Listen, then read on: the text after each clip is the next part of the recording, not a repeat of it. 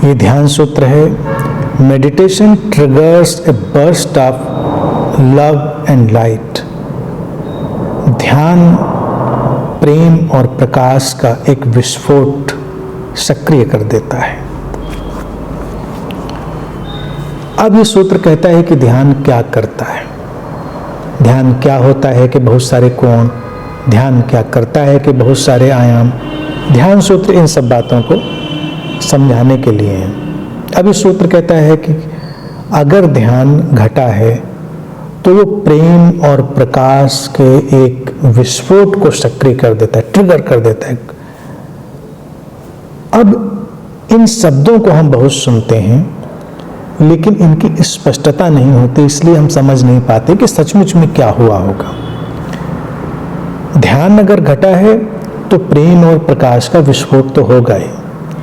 प्रकाश का अभिप्राय कभी ये नहीं होता है कि तुमको रोशनी दिखने लगेगी। कई साधकों ने इसको ऐसे ही समझा अतीत में, तो वो ध्यान में प्रकाश देखने को ही बड़ा महत्वपूर्ण समझने लगे, क्योंकि ये बात सनातन परंपरा में ही रही, हमेशा रही कि ध्यान आएगा तो प्रकाश लाएगा, ध्यान घटेगा तो प्रकाश घटेगा। प्रेम एक आंतरिक अवस्था, वो भी घटेगा। लेकिन प्रकाश पर लोग बहुत फोकस हो गए तो अंदर प्रकाश देखने लगते हैं। नहीं, प्रकाश का तात्पर्य है स्पष्टता। प्रकाश करता क्या है? प्रकाश उस सब कुछ को जो अंधेरे में खोया हुआ होता है हमारे लिए प्रकट कर देता है, स्पष्ट कर देता है। प्रकाश के विस्फोट का अर्थ है अज्ञान का समाप्त हो जाना और ज्ञान की एक धारा का सक्रिय हो जाना। जो बातें हमें समझ में नहीं आती थी उनका समझ में आने लगना, जो स्पष्टता नहीं थी हमारे पास उसका आने लग जाना। जीवन में एक समझ और स्पष्टता का विस्फोट, प्रकाश के विस्फोट का यही तात्पर्य है। और प्रेम का विस्फोट हमारे जीवन में स्वीकार और संवेदनशीलता के अनेक अनेक रंगों का शामिल हो जाना, क्योंकि प्रेम कुछ और है ही नहीं, स्वीकार और संवेदनशीलता के भिन्न आयामों के मिल जाने के। प्रेम है तो कैसे कहेंगे कि प्रेम है? हमको अपने अंतरतम में झांक के यही देखना पड़ेगा कि स्वीकार और संवेदनशीलता के तल क्या हैं, कितने गहरे हैं, और वही प्रेम के हमारे गहराई को बताएंगे।